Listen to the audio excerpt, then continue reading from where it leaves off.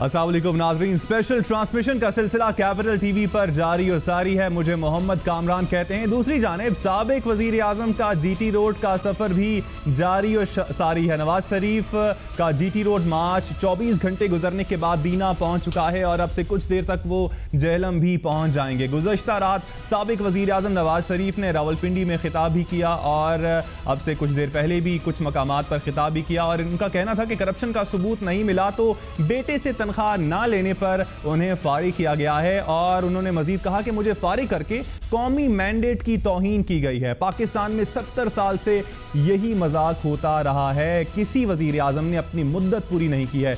कब बदलेगा पाकिस्तान, ये सवाल किया गया साबिक वजीर आजम की जानिब से। और उनकी जानिब से यह भी सवाल किया गया कि क्या वजीर आजम कौम के नुमाइंदे नहीं हैं, मैंडेट का एहतराम कब किया जाएगा। अब हमारा सवाल यह है कि मुस्लिम लीग नवाज ने जीटी रोड मार्च से क्या हासिल किया है, क्या हुक्मरान जमात मतलूबा नताइज हासिल करने में कामयाब हुई है, क्योंकि अपोजिशन का कहना है कि सरकारी वसाइल का बेदरे इस्तेमाल किया गया। इसके बावजूद अवाम ने रैली में शिरकत नहीं किया। बहुत से सवालात हैं, इनके जवाबात लेंगे। हमारे साथ इस वक्त एक बहुत अच्छा पैनल मौजूद है। हमारे साथ मौजूद है मुशर्रफ जैदी साहब, मशहूर तज्जियाकार हैं। बहुत शुक्रिया मुशर्रफ साहब आपके वक्त का। साथ साथ मौजूद हैं मुर्तज़ा सोलंकी साहब, मारूफ तज्जियाकार हैं, एंकर पर्सन है, सीनियर कैपिटल टीवी के। बहुत शुक्रिया आपका भी। और हमें लाहौर से ज्वाइन किया है इफ्तिखार अहमद साहब ने, मारूफ तज्जियाकार हैं, किसी तारुफ के मोहताज नहीं है। बहुत शुक्रिया इफ्तिखार साहब आपके भी वक्त का। सबसे पहले तो मुशर्रफ साहब आपकी जानिब आना चाहूँगा। रैली को, अब तक जो भी रैली हुई है, इसको आप कैसे देखते हैं? ग्रैंड पावर शो कहेंगे या फिर कमज़ोर पावर शो कहेंगे इसको आप? ग्रैंड पावर शो तो मैं इसको नहीं कह सकता, क्योंकि इसकी शुरुआत पे ही इसकी जो कमज़ोरियाँ थीं वो नज़र आने लगी। और कल पूरा दिन मुतअद्दद दफ़ा जो है ये नज़र आया कि इस जमात का और इस लीडर का ना अपनी पार्टी के अंदर जो मुनज़्ज़मी का मुज़ाहरा इसने दिखवाना चाहिए था वो नज़र आया, और ना वो प्लानिंग नज़र आई जो एक थर्ड टाइम प्राइम मिनिस्टर और पाकिस्तान की सबसे बड़ी सियासी जमात जैसी भी है, लेकिन 180 से ज़्यादा सीटों से प्राइम मिनिस्टर को इलेक्ट किया है अभी। तो मैं फ्रैंकली ये तवक्को कर रहा था कि अगर वो क्लेम कर रहे हैं ग्रैंड पावर शो तो वाकई ग्रैंड होगा, लेकिन 800-900 गाड़ियाँ इस्लामाबाद से निकली शाम को। ठीक है, बेहतर हो गया, लेकिन ये भी देखना है कि इस्लामाबाद से जब निकली वो कम इसलिए भी लग रही थी क्योंकि हाईवे था, और पिंडी का जो रश दिखाया गया है वो इसलिए ज़्यादा बड़ा भी लगता है क्योंकि वो एक लेन है, क्योंकि मेट्रो के नीचे से आपको 1 या 2 लेन्स की वो आपको रश नजर आ रही है। तो आप समझते हैं कि क्या अब मुस्लिम लीग नून के जो हामी हैं वो कम हो गए हैं, या फिर इस जगह पर हामी होते ही नहीं थे? अभी ग्रैंड पावर शो तो लाहौर पहुंचने पे नजर आएगा हमें। नहीं, इन दोनों बातों के दरमियान है। मुस्लिम लीग नून के बहुत हामी हैं, बहुत बड़ी अक्सरियत इनकी पार्लियामेंट में भी है, अवाम में भी बहुत से लोग तो नेचुरली फेवर करते हैं इस जमात को, और बहुत से लोग जो हैं वो प्रैग्मेटिक वजूहात की बिना पर इसको फेवर करते हैं। जो इलेक्शन के बड़े बड़े इनके वादे थे वो ज़्यादातर जो है मतलब हुकूमत कामज़न है उनको पूरा करने में, ख़ास तौर पे बिजली वाला। अब ठीक है कि पिछले चंद दिनों से अब हम सब मजाक में ये सोचते हैं कि शायद ये हमें दिखाया जा रहा है कि नवाज शरीफ को घर भेजने पे 1-1.5-2 घंटे जो है लोड शेडिंग बढ़ गई, लेकिन ओवरऑल लोड शेडिंग बहुत कम हुई है। वाक़तन स्टेबिलिटी आई इकॉनमी में, ये चीज़ें हुई हैं। लेकिन मेरा ये भी कहना है पिछले चंद दिन से कि अगर मुस्लिम लीग नून ये समझती है कि उसके पीछे अवाम उस तरह से जान देने को और कुर्बान होने को तैयार होगी, शायद जिस तरह से वो चाहते हों, जिस तरह से एक ज़माने में PPP की फॉलोइंग करती थी, वो ऐसा नहीं होगा। और ऐसा होने की वजह बड़ी वाज़ेह है। पिछले 30-35 सालों में नवाज शरीफ ने जो भी खिदमात सर अंजाम दिए हैं पंजाब में ख़ास तौर पे, उसकी बेसिस पे पंजाब का वोटर जो है एक तरह से स्पॉइल भी हो गया है। जो आसाइशें और जो इंफ्रास्ट्रक्चर और जो सर्विस डिलीवरी, ठीक है कि उसमें अभी बहुत जगह है। मैं ख़ुद तालीम पे काम करता हूँ, इस वक्त बहुत जगह है इम्प्रूवमेंट की, लेकिन निस्बतन बाकी मुल्क के पंजाब में वाक़तन लोगों को बेहतर जो है आसाइशें फराहम है हुकूमत की, रियासत की। तो मैं ये समझता हूँ कि जो पंजाबी वोटर है वो एक तरह से स्पॉइल्ड है। उसके लिए सिर्फ वादे पूरे करना काफ़ी नहीं है, उसको आपने मनाना भी है, उसके साथ एंगेज भी करना है, और उसको आप बना नहीं सकते। अगर आप जो है आप बोल्ड आउट हो गए सुप्रीम कोर्ट में एक एक्चुअल टेक्निकलिटी पर, तो फिर आप सिविल मिलिट्री रिलेशंस का हवाला देके जो है उसके गिर्द आप नहीं घूम सकते, आपको उसको फेस करना चाहिए था। और आप अपने, मेरा ये ख्याल है कि जो भाई हैं इनके शहबाज शरीफ, उनका इस्लामाबाद आने का रास्ता रोकने से मैं समझता हूँ इनकी पार्टी में और ज़्यादा मसाइल खड़े हो गए। तो ये 50-50 सिचुएशन है, इसमें ना कोई ग्रैंड पावर शो है, ना कोई ये रियासत के ख़िलाफ़ कोई मूवमेंट है। ये एक सियासी लीडर है जो अपनी सियासी जमात को इस्तेमाल करते हुए ये दिखाना चाहता है कि वो अभी भी रेलेवेंट है और वो उसका हक़ है, वो कर सकता है। लेकिन इसका ये मतलब नहीं है कि सारी जो वो बातें कर रहे हैं वो ठीक हैं या अवाम ऐसे नंबर्स में आई है कि हम बहुत ज़्यादा इम्प्रेस। यही बात सोलंकी साहब के सामने रखेंगे। सोलंकी साहब, आप एग्री करेंगे? मैं आपसे इत्तेफाक करूँगा, लेकिन इफ्तिखार अहमद साहब हमारे मुल्क के सीनियर तरीन सहाफ़ी हैं, अगर उनसे कुछ पूछें तो। ठीक है। इफ्तिखार साहब, आपसे भी यही पूछना चाहूँगा। अभी जैदी साहब का यही कहना है कि जो वज़ीर आज़म जब पावर में थे उस वक्त उनका पार्टी पे होल्ड था, अब जब साबिक वज़ीर आज़म बन चुके हैं तो उनका पार्टी पे होल्ड जो है वो कम हो गया है। आप एग्री करेंगे? मैंने कल से और आज के दरमियान दो चीज़ें सीखी हैं। कल मैं बड़ा इम्प्रेस हुआ था और उनके जो वर्कर्स थे वो लगते थे वो किराए के सिपाही नहीं हैं, वो डाई हार्ड पॉलिटिकल वर्कर्स हैं जो उनकी गाड़ी को चूम रहे थे और अकीदतमंद थे। और ये लगता था कि जो इन्होंने मंसूबा बनाया है, प्लान किया है, ये लाहौर पहुंचते तक लाखों की तादाद में होंगे। और मेरा ये ख्याल था कि मियां नवाज शरीफ इलेक्शन 2018 की तैयारी कर रहे हैं और उस इलाके से गुजरते हुए उन MNAs MPs को शाबाश दे रहे हैं और उनका हौसला बढ़ाते हुए आगे जा रहे हैं। और लेकिन जैसी रात होती है उनके रवैये में एक ऐसी चीज़ आती है, और जैसा अभी आपके एक रिपोर्टर कह रहे थे नौशाद, कि अगर आपने सुप्रीम कोर्ट के इस फैसले को चैलेंज करना है सड़कों पे इस अंदाज से, तो फिर रूल ऑफ लॉ का जो तस्वर है वो ख़त्म हो जाएगा। ट्रू। इसके लिए एक तरीका है कि आप जाएं, आप रिव्यू में जाएं, देखें ना सजाए मौत लोगों को होती है और जिनके लवाकिन को सजाए मौत होती है वो सजाए मौत को कबूल करते हैं और डेड बॉडी लेके घर जाते हैं। कल वो भी बंदूकें उठा सकते हैं, कल उनका भी कबीला और ट्राइब इकट्ठा हो सकता है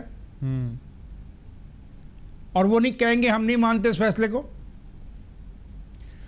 एक बात मैं आपको बताऊं, जो पीपल्स पार्टी से हम लोगों ने सीखा वो ये है कि पीपल्स पार्टी ने अदालतों की नाइंसाफी के बावजूद अदालतों के फैसलों पर सर झुकाया है।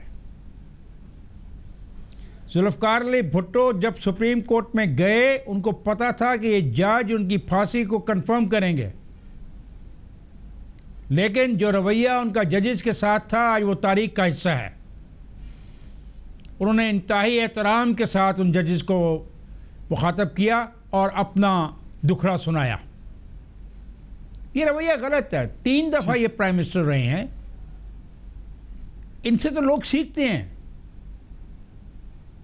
ये कह रहे थे कि मेरा एक नज़रिया, मैं बड़ा खुश था कि एक नया नज़रिया आएगा, आइन के बारे में कोई बात की जाएगी, आइन में तब्दीलियों के बारे में बात की जाएगी, छोटे सूबों के हकूक़ को बेहतर बनाने की बात की जाएगी, फ़ौज को एक सिविलियन सेटअप के अंदर रहते हुए कैसे चलना है उसकी बात की जाएगी, चार्टर ऑफ डेमोक्रेसी में उसका तयन किया गया था उसकी बात की जाएगी। लेकिन एकदम रवैया चेंज हुआ। आज सुबह उठे, गाड़ी को दबाया, चालान होना चाहिए इन सारों का, क्योंकि मैंने टिकट पड़े हैं 130 माइल पर गए हैं, 130 किलोमीटर, 130 किलोमीटर की इजाज़त नहीं है GT रोड के ऊपर, 90-100 की है। वो तमाम SP सस्पेंड होने चाहिए, वो तमाम जो इंचार्ज हैं ट्रैफिक के उनको सज़ा मिलनी चाहिए। अगर रूल ऑफ लॉ की बात करते हैं, अगर कहते हैं कि मेरे साथ नाइंसाफ़ी हुई, मेरे साथ रूल ऑफ लॉ नहीं किया गया, तो रूल ऑफ लॉ एक ट्रैफिक वायलेशन को भी रोकने के लिए है। और 184(3) के साथ अगर ज्यादती हुई है तो 184(3) के लिए आज आपके पास पार्लियामेंट मौजूद है, आपकी अक्सरियत है पार्लियामेंट में। ले जाएं 184(3) को पार्लियामेंट में और मंजूर करवा लाएं और फिर जो मर्जी करें। लेकिन खुदा के लिए ये मत करें जो ये कर रहे हैं आप, इससे आपको नुकसान होगा। मेरे जैसा आदमी जो आपके साथ है, आपको सपोर्ट करता है और समझता है कि आप कुछ कर सकते हैं, उसको भी सोचना पड़ेगा कि मैं क्या कर रहा हूं। ठीक, प्लीज ऐसा ना कीजिए। और ये जो आप भागे हैं गाड़ियों को लेके और आपने कहा है कि सिक्योरिटी के खदशात थे, माफ़ कीजिएगा, सिक्योरिटी के खदशात थे या नहीं थे ये तो अल्लाह बेहतर जानता है, लेकिन एक बात साबित होती है कि आप अच्छे मुंतज़म भी साबित नहीं हुए, और ये बड़ी खौफनाक बात है। यानी मैं तारीफ़ कर रहा था कल इस पार्टी की कि इनके MNA MP जान दे सकते हैं, वो अपनी ताकत का भरपूर मुजाहरा करेंगे। चले मैं मान लेता हूँ इनको सिक्योरिटी के खदशात है, लेकिन रवाज से लेके अगले 10-15 किलोमीटर तक तो इनके बंदे होने चाहिए थे या नहीं होने चाहिए थे? जैम पैक होना चाहिए थे या नहीं होना चाहिए था? सर बहुत सारे सवालात खड़े हो गए हैं इस वाक़े के बाद। ठीक, क्या कोई मैसेज आया है? क्या किसी ने कोई पैगाम दिया है? बिल्कुल।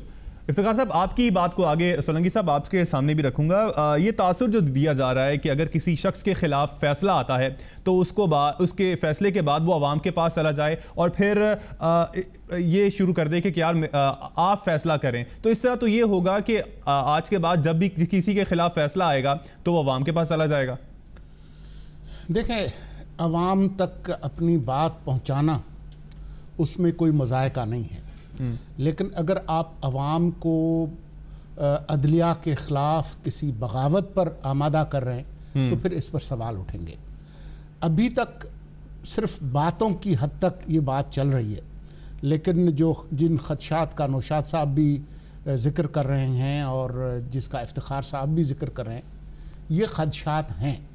लेकिन अभी हमें बहुत सारी चीज़ों की समझ नहीं आ रही कि वो क्या करना चाहते हैं, उनका पैगाम क्या है। मिसाल के तौर पर ये बात तो चल रही है कि जी 70 साल में किसी को आपने अपनी मुद्दत पूरी नहीं करने दी, किसी 17-18 वज़राए आज़म को।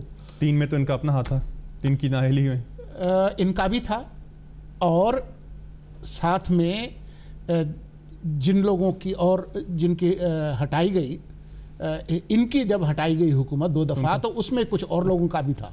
तो यहाँ पर पारसा कोई नहीं है। पाकिस्तान की जो 70 साल की जो सियासी तारीख है उसमें सियासतदान एक दूसरे की टांगें खींचते रहे हैं, कुछ कम कुछ ज़्यादा। सवाल जो उठाया है इफ्तिखार साहब ने वो बहुत अहम है। बात यह है कि ये खुल के अपनी बात कर नहीं रहे, बात कर रहे हैं कि जी कोई साजिश है। ये कह रहे हैं कि मेरी नाअहली का फ़ैसला पहले हो चुका था, सिर्फ जो है इसमें खाल भरे गए हैं। तो वो किसने किया, वो बहुत वजाहत के साथ वो कह नहीं पा रहे हैं। अब ये मुमकिन है कि उनके अपने जो हामी हैं या जो उनके सर मुसद्दिक मलिक ने हमें ज्वाइन किया। बिल्कुल ठीक है, मुसद्दिक मलिक साहब ने हमें ज्वाइन किया है, पाकिस्तान मुस्लिम लीग नून के रहनुमा हैं। बहुत शुक्रिया मुसद्दिक मलिक साहब। ये सवाल उन्हीं से अगर मैं पूछ लूँ, मुसद्दिक मलिक साहब अस्सलाम वालेकुम। जी वालेकुम। मलिक साहब, ये यहाँ पर एक बात चल रही है, रात की जो तकरीर थी मियाँ साहब की उसके बाद, जिसमें वो आवाम से पूछते हैं कि आपको क्या ये फ़ैसला कबूल है? मुझे तो कबूल नहीं है, आपको कबूल है? तो उससे जो है वो जो नकाद हैं ये सवाल उठा रहे हैं कि क्या मियाँ साहब आवाम को इदारों के ख़िलाफ़, अदलिया के ख़िलाफ़ बगावत पर आमादा कर रहे हैं? क्या वो मुल्क के अंदर अनारकी फैलाना चाहते हैं? वो क्या हासिल करना चाहते हैं? इसका जवाब आप ही बेहतर दे सकते हैं। जी देखिए, अगर तो कोई एनर्जी का कोई इरादा होता तो जिस तरह फैसले को इम्प्लीमेंट मनवा किया गया है इस तरह ना किया जाता, उस वक्त प्रोटेस्ट किया जाता या उस को मुखलिस किया जाता।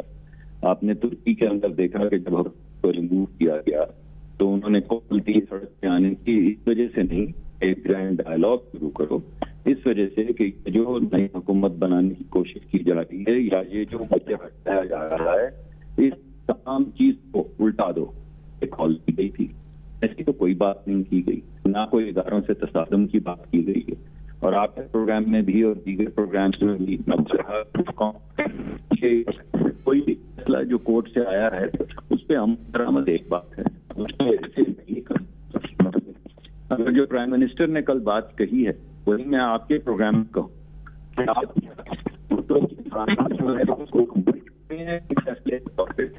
आपकी आवाज़ बहुत टूट रही है मुसद्दिक मलिक साहब।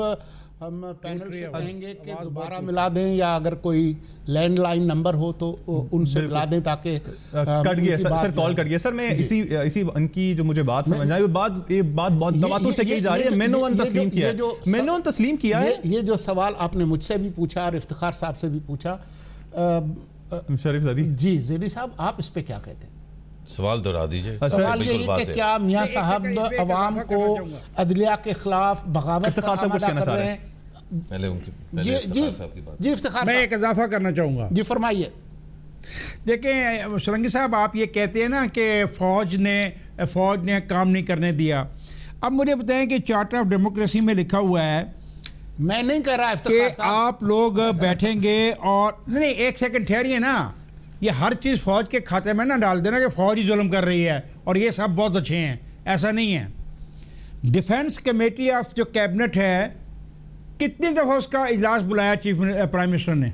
सही, प्राइम मिनिस्टर ने। एक बात मुझे बताएं, ये तय हुआ था कि मिलिट्री और जुडिशल अफसरान के सालाना गोशवारे पेश करेंगे। कानून साजी क्यों नहीं की गई? क्या बाहर फौज खड़ी थी टैंक लेके कि कानून साजी नहीं करनी? ये कहा गया कि अपना डिफेंस बजट ईवान में पेश किया जाए। सही। क्या जब किसी ने ये तजवीज़ पेश की तो बाहर फौज आ गई कि नहीं ये दरख्वास्त वापस लो? ऐसा नहीं है कि नाहल है खुद। ये उस वक्त अपना सिविल अथॉरिटी की बात करते हैं जब इन पे ज़्यादा आ जाती है। ये देखें ना, जब लोग उठाए जाते हैं, जब लोगों को अगवा किया जाता है, जब लोगों को मिसिंग पर्सन होते हैं, तो उस वक्त इनको ख्याल नहीं आता कि ये क्या हो रहा है। इफ्तिखार साहब जरा एक मिनट रुकिए, क्योंकि हम बात कर रहे थे मलिक साहब से। मलिक साहब, आपका जो कनेक्शन था वो जरा मेरी तरह से गरीब था, आवाज़ आपकी साफ नहीं आ रही थी। सवाल कहें तो मैं दोहरा दूं या आपको अगर याद है तो फरमाइए। जी, मैं आप जहाँ पे गुफ्तगू का सिलसिला मुनक़ता हुआ था वहीं से शुरू कर देता हूँ। मैंने आपसे ये कहा कि कल जो सवाल पूछा वजीर आजम साहब ने, वो सवाल तो आवाम बहुत दिन से पूछ रही है। यानी अगर आज भी आप किसी को भी इकट्ठा कर लें या मैं आपसे भी ये सवाल पूछ लूं कि भुट्टो साहब की फांसी जिस पे अमल दरामद हुआ, क्या आप उसको कबूल करते हैं? तो मेरे ख्याल में आप शायद कहें कि नहीं। अगर मैं आपको कहूं कि 58(2)B के तहत जो हुकूमतें मुअत्तल हुई, जिन पे अमल दरामद हुआ, क्या आप उसे कबूल करते हैं? तो हो सकता है बहुत से लोग कहें नहीं। अगर मैं आपसे कहूं कि 1955 की डॉक्ट्रिन ऑफ नेसेसिटी के तहत जो मार्शल लॉज लगे उन पे अमल दरामद हुआ, क्या आप उसे कबूल करते हैं? तो हो सकता है आप कहें नहीं। इसी तरह अगर मैं आपसे कहूं कि NRO के तहत जो लोगों ने ओथ लिए हैं जिस पे अमल दरामद हुआ, या जो भी वो उसका नाम था, वो आई डोंट नो, NRO ही था, शायद कुछ और था, कि आप उसे कबूल करते हैं? तो हो सकता है कुछ लोग कहें हाँ और कुछ लोग कहें नहीं। तो यही सवाल वजीर आजम ने पूछा है। इसमें कोई एनार्की नहीं, इसमें कोई तसादुम नहीं है, इसमें बिगिनिंग है उस ग्रैंड डिबेट की जिसमें हमने ये तयन करना है कि इस मुल्क को लेकर आगे कैसे चलना है। क्या हमने इस मुल्क को जो हमारे आईनी और कानूनी तरीकाकार है उससे आगे बढ़ाना है, या इसी तरह जैसे अभी तक 17 वजीर आजम अपनी मुकर्रर आईनी मुद्दत किए बगैर पूरी मुअत्तल हुए हैं, या घर भेज दिए गए हैं, या अरेस्ट किए गए हैं, या फांसी दिए गए हैं, इसी तरह चलना है। तो ये एक ग्रैंड डिबेट में मुल्क के आइन और कानून के बड़े बड़े फैसले होने चाहिए, यही सवाल उन्होंने उठाया। लेकिन मलिक साहब, सवाल बहुत से नाकदीन कल से उठा रहे हैं कि नून लीग आखिर हासिल क्या करना चाहती है इस रैली से? अगर ये रैली एक हफ्ते बाद खत्म होती है, चले 1 लाख 10 लाख बंदा भी आ जाता है, तो शो ऑफ पावर किसको आप दिखा रहे हैं? ये पावर किसको आप दिखाना चाह रहे हैं? देखिए, इसके 2 पहलू हैं। पहला पहलू तो ये है कि वो लोग जिन्होंने 2 मरतबा वजीर आला के ओहदे पे वजीर आजम को फाइज किया और 3 मरतबा वजीर आजम के दफ्तर भेजा अपने वोट के जरिए, वोट की ताकत से, तो वो अपने घर जाते में उनका शुक्रिया अदा कर रहे हैं और दीगर जगहों पे भी जाएंगे जहां से उनको वोट मिले हैं। इस अवाम ने उनको इतना अगर इज्जत दी है और इतना एतमाद किया है तो उनका शुक्रिया अदा करने में क्या हर्ज है? इसमें कौन सी ऐसी शो ऑफ पावर है? यानी कोई आइन या कानून की शिक कहती है कि अगर उनको माजूल करने के बाद उन्हें घर जाना है तो उनको किसी एक खास रास्ते से जाना चाहिए, या रास्ते में लोगों से नहीं मिलना चाहिए, या लोगों से बातचीत नहीं करनी चाहिए, या आइन और लेकिन कानून सर वो कहीं भी अपने खिताब में शुक्रिया अदा तो नहीं कर रहे हैं, वो तो नाअहली के हवाले से बात कर रहे हैं कि उन्हें मंजूर नहीं है। शुक्रिया तो का वर्ड तो उन्होंने कहीं किसी भी खिताब में अदा नहीं किया। ये बात मैं क्लैरिफाई करना चाहूंगा, ये आपने जो भी बात की ये एक अहम बात है। ऐसी बात बिल्कुल मैं आपको हतमी तौर पर कह रहा हूँ कि नहीं है, क्योंकि वो ये बात एक जगह नहीं 10 जगह कह चुके हैं। मैं ये जो गुफ्तगू कर रहा हूँ, लोगों से मिल रहा हूँ, इसका मेरी रेस्टोरेशन से कोई ताल्लुक नहीं। उन्होंने यहाँ तक कहा है कि अगर मुझे अदालत रेस्टोर भी करे तो इस वक्त ना मैं वापस असेंबली में आऊंगा और ना वजीर आजम हाउस आऊंगा। तो ये बात तो अब खत्म हो गई। उनके जो हुक्म है अदालत का उस पर अमल दरामद हो गया, वो जा रहे हैं, और अगर ये फैसला बदले भी तो वो वापस नहीं आएंगे। लेकिन इससे अग्री करना, यानी ये कहना कि ये फैसला सही है, ये तो कानूनी तौर पे भी सवाल उठाया जा सकता है ना। जब एक दफा फैसला हो जाए तो उसके मेरिट्स के ऊपर तो पब्लिक में डिबेट कानूनी और आईनी तौर पे हो सकती है। अब आप ये चाह रहे हैं कि वो खामोश हो जाएं, तो बात ना करें, तो ये अजीब सी बात है। लेकिन ज़ैदी साहब एक उसके इंतजार में है जी। आप शुक्रिया मुसद्दिक मलिक साहब, आपके वक्त कहना चाह रहे थे। ये जो सवाल उठाया गया, जो इफ्तिखार साहब ने भी बात की, जो सवाल इन्होंने उठाया, देखिए मैं फिर से इसमें मैं नहीं समझता कि इसमें एनार्की का उनसर शामिल है, लेकिन ये ज़रूर है कि ये डाउट सो करना चाहते हैं जुडिशरी की हिकमत से मुताल्लिक़, और इसमें मैं ख़ुद अगर हूँ और मेरे ख़िलाफ़ इस नौइयत का फ़ैसला किया जाए तो मैं समझता हूँ मैं भी कम अज़ कम ये सवाल तो डेफिनेटली उठाऊंगा। मैं ये प्लांट करना चाहूँगा, ये सीड, ये जरासीम प्लांट करना चाहूँगा कि भाई ऐसा मुमकिन है कि आला अदलिया जो है उसके फ़ैसले में मिलावट जो है वो शामिल थी। ये इस हद तक तो इसका ये एक सियासी अमल भी है, एक लीगल अमल तो है नहीं, क्योंकि लीगल अमल तो अपील और वो जो अपील नहीं रिव्यू का जो अमल है वो होगा। तो सियासी तौर पे इसमें एज सच कोई इतना ज्यादा ये सर ये वजह तो नहीं कि नैब के रेफरेंसेस आने वाले हैं तो वो उनके लिए करना चाहिए कि क्योंकि ये तो पहले से बात मौजूद है कि उनके खिलाफ ही फैसला आना है। नैब के केसेस का भी उनके खिलाफ ही फैसला आएगा। कैसे रुकेंगे? मेरा नहीं रुकेंगे नहीं, क्योंकि मेरा ये ख्याल है कि उन्होंने ये फैसला कर लिया है कि नैब ने और जो निगरान जज हैं उन्होंने फैसला कर लिया है। वो बार बार यही कह रहे हैं कि ये तो फैसला हो चुके हैं, नैब के भी हो चुके हैं कि वो उनके खिलाफ ही आएगा, क्योंकि वो ये इंप्रेशन देना चाहते हैं कि बजाय लॉ के तहत जो डिसीजंस लिए जा रहे हैं वो नवाज शरीफ, मरियम नवाज शरीफ, फसादार स्पेसिफिक जो है फैसले किए जा रहे हैं। अब इसमें सारा मसला यह है कि क्योंकि ये डिबेट पिछले अप्रैल से अब तक हुई है और इसमें कई और चीज़ें भी शामिल हैं, उनका अपना मौक़िफ़ भी शामिल है, उनके तरफदार भी शामिल हैं, जो उनके ख़िलाफ़ लोग हैं उनकी बड़ी शिद्दत से जो है लोग उनके ख़िलाफ़ होते हैं। तो उन लोगों ने भी बहुत मेहनत की है। तो पब्लिक कोर्ट एक होता है लीगल कोर्ट और एक होता है पब्लिक ओपिनियन का कोर्ट। तो लीगल जो कोर्ट है उसमें एक शिकस्त ये खा चुके हैं और ये एंटिसिपेट कर रहे हैं कि और शिकस्तें होने वाली। तो अब वो अपना मुकदमा पब्लिक कोर्ट में लेके गए। पब्लिक मुझे ब्रेक का कहा जा रहा है, कोर्ट में जो है वो चाहते हैं कि उस तरह की शिकस्त ना हो जो हो चुकी है। जब ब्रेक से वापस आए तो इफ्तिखार साहब कुछ कहना चाह रहे थे तो वहीं से लेंगे। ठीक है नाज़रीन, हमें ब्रेक लेनी है। ब्रेक के बाद ट्रांसमिशन के सिलसिले को आगे बढ़ाएंगे। हमारे साथ मुशर्रफ ज़ैदी मौजूद हैं, इफ्तिखार अहमद साहब मौजूद हैं, सोलंकी साहब मौजूद हैं हमारे साथ।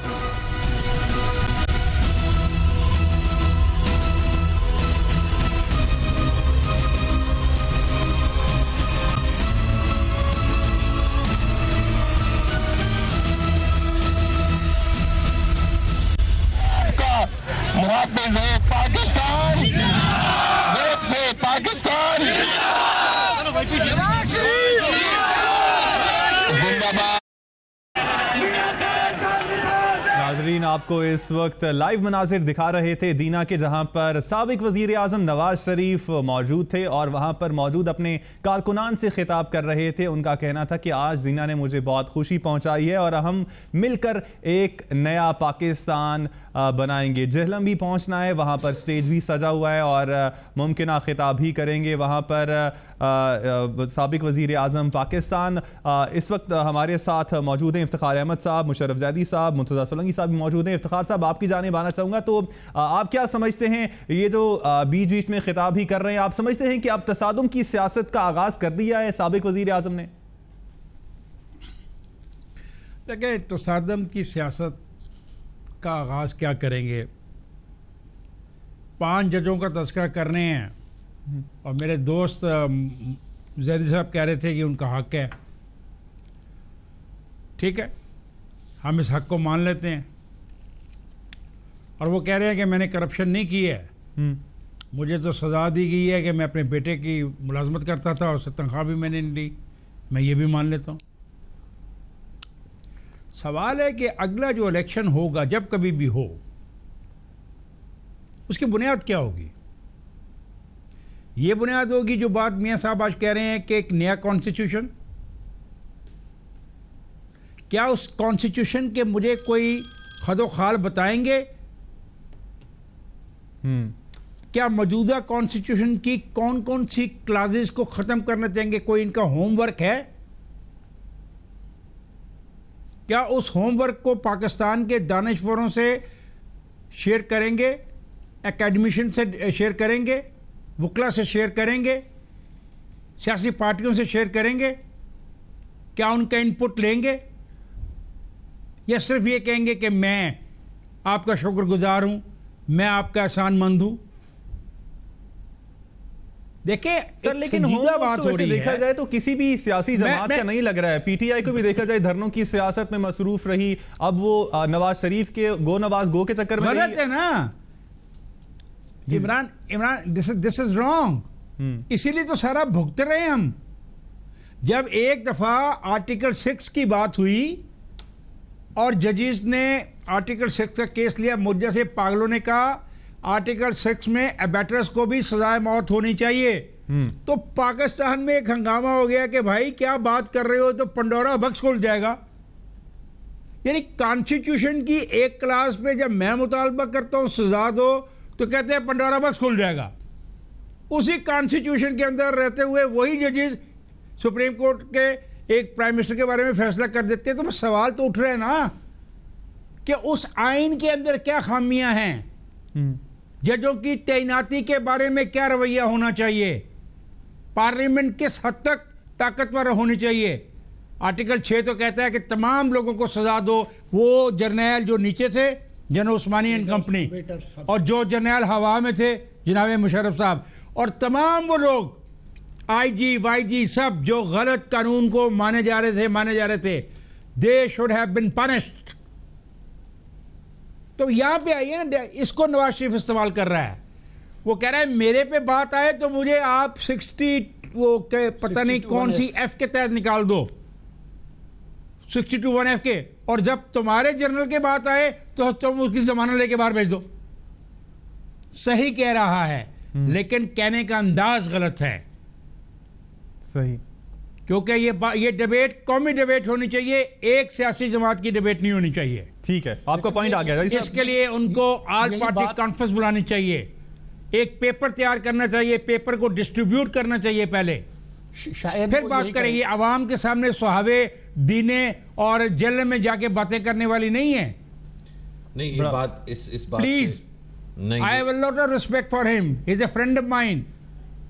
ठीक, लेकिन I have to tell him कि माय डियर नवाज शरीफ, अगर आप स्टेटमेंट बनना चाहते हो तो sit down with the political party. और किसने तोड़ा था चार्टर ऑफ डेमोक्रेसी? बड़े वैलिड अभी सवाल पैदा होगा कि किसने तोड़ा था चार्टर ऑफ डेमोक्रेसी। सोलंकी साहब कह रहे दोनों ने। बात यह है कि समझने की बात है। लोगों को देखो, लोग बेचारे गरीब हैं, उनको कहो। मैं अगर एक आदमी जाके मैं अपने इलाके में मोहल्ले में कहता हूँ कि मेरे साथ ज्यादती हुई है, कोर्ट ने ज्यादती की, वो तो कहेंगे आओ चौधरी साहब तुम्हारे साथ ज्यादती हुई है। और ये बहुत पीछे से जाए आप जरा। सर मुझे ब्रेक का कहा जा रहा है, ब्रेक के बाद वापस आएंगे तो यही सवाल लेके आगे ब्रेक करेंगे। पे जाओ यार, ये पूरी मुल्क की ब्रेक पे जा रहा है, तो जो मर्जी ऐश करो। सर हमारे साथ रहिएगा, इफ्तिखार साहब मौजूद हैं, सोलंकी साहब मौजूद हैं, जैदी साहब मौजूद हैं। ब्रेक का कहा जा रहा है, ब्रेक के बाद वापस आएंगे तो यहीं से गुफ्तगू के सिलसिले को आगे बढ़ाएंगे। आप भी हमारे साथ रहिएगा।